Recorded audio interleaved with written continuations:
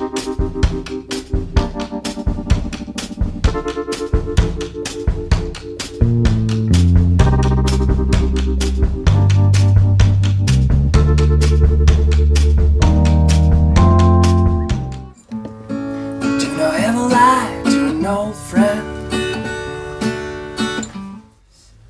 bonjour, je m'appelle Alan Corbel, j'ai 35 ans et je viens de sortir mon nouvel album qui s'appelle Like a Ghost Again.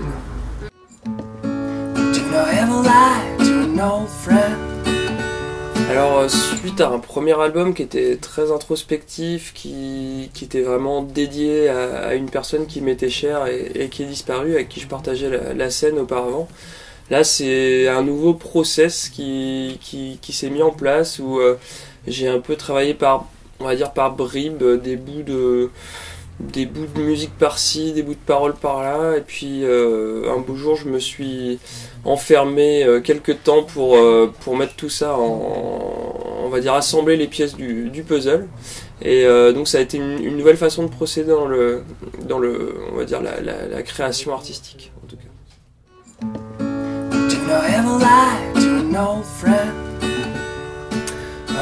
C'est assez tardif, enfin on va dire, bon, il y a les premiers achats de disques quand on a pardon 8-10 ans, et c'est aussi on va dire varié qu'improbable comme choix, hein. Ça va de Bob Marley à AC/DC, puis après il y a le moment où on s'affirme à l'adolescence, où on découvre des choses qui nous correspondent, et puis après moi je m'y suis mis assez tardivement, au début par l'écriture, en me mettant à beaucoup lire, à aimer la littérature, et puis après je me suis mis à la musique un peu sur le tard, jusqu'au moment où je suis devenu luthier, donc je fabriquais des instruments, et c'est plus par là en fait que je suis venu à la musique finalement que véritablement en écrivant des chansons.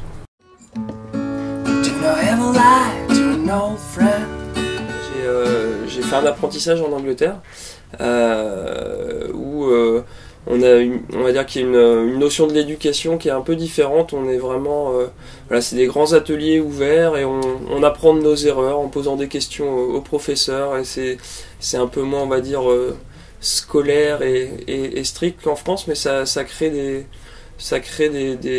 une originalité dans notre façon de travailler et de fabriquer les violons, donc c'était très intéressant.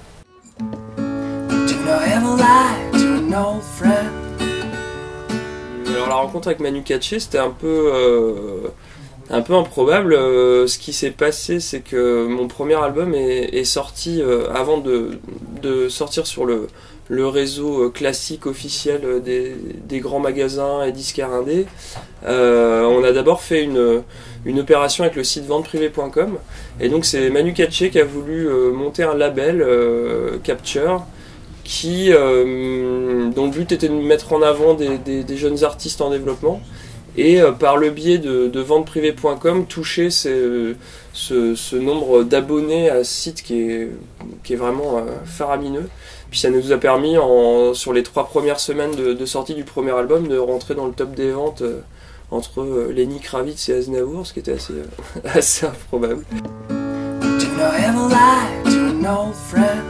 Ouais, alors c'est vrai que c'est une question qu'on me pose souvent sur le fait que j'écrive en anglais, que voilà, moi c'est lié aussi à mon amour de la musique anglo-saxonne, et puis du fait que j'ai vécu très longtemps en Angleterre. Mais à côté de ça, j'ai quand même découvert la littérature avec le français, et notamment avec la poésie, et donc ça me tenait à cœur à la fois pour moi, mais aussi peut-être pour montrer que je savais manier ma plume aussi dans ma langue maternelle. Et donc j'ai auto-édité ce recueil de poèmes qu'on trouve à la fin de mes concerts, où voilà, ça m'arrive de me balader avec et de le distribuer à droite à gauche quand je fais des interventions, même avec des scolaires ou autres. Voilà, c'est un objet que j'aime presque plus donner que vendre. Je pense que il y a, comme pour beaucoup d'auteurs, voilà, des choses personnelles qui ressortent. Enfin, en tout cas, notre histoire personnelle provoque des émotions. Donc sur le premier album, c'est sûr que c'était très lié à la perte de mon ami avec qui j'avais un duo. Après, c'est évident que ça peut être les péripéties de nos vies.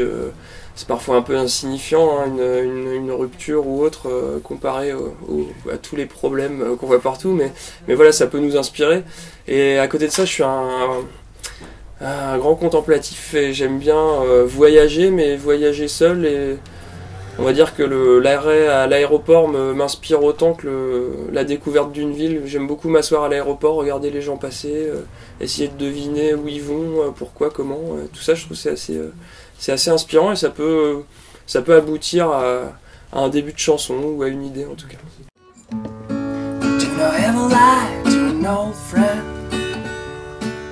Il y a une petite cave à vin en nature là, qui est près de la cathédrale, et alors vous dire son nom, ça me demanderait d'aller chercher un petit peu.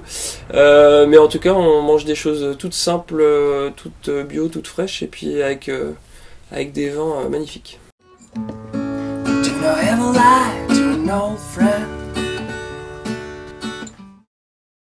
Alors l'ingénieur du son avec qui je bosse a pas mal bossé récemment avec le violoniste de Nick Cave and the Bad Seeds. Et j'avoue que c'est un mec, Warren Ellis, que j'aimerais beaucoup inviter sur un prochain album.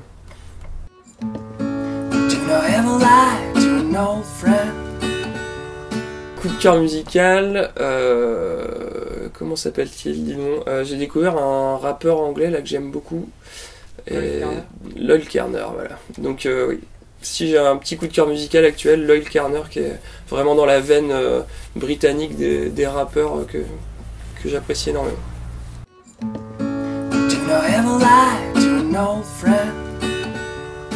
Ben, le mot de la fin, puisqu'on est dans une librairie, acheter des livres et continuer à lire. Et si je puis me permettre un coup de cœur littéraire, c'est un éditeur qui s'appelle Monsieur Toussaint Louverture, que j'aime beaucoup, qui édite des auteurs américains assez fantastique. C'est ça qui est pas dans le champ. Non, c'est comme ça.